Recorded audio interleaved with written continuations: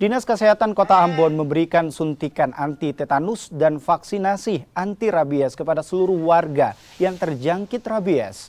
Pihak Dinas Kesehatan juga meminta warga yang digigit anjing untuk segera melaporkan diri agar bisa segera diberi penanganan medis. Saat ini total ada 27 warga yang terjangkit rabies usai digigit anjing di sejumlah lokasi di Kota Ambon.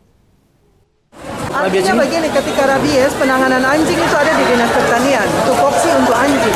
Mau vaksin, mau apa ada Dinas Pertanian. Ketika orang yang digigit anjing itu tupoksi Dinas Kesehatan. Dan kita sudah lakukan vaksinasi rabies untuk yang memang diperkirakan butuh untuk vaksinasi. Sedangkan yang lain itu tidak lakukan vaksinasi. Sampai banyak? 27 orang yang digigit. Untuk stoknya Bu, stok vaksin cukup. Karena ada terima vaksin baru juga masuk. Dan seluruh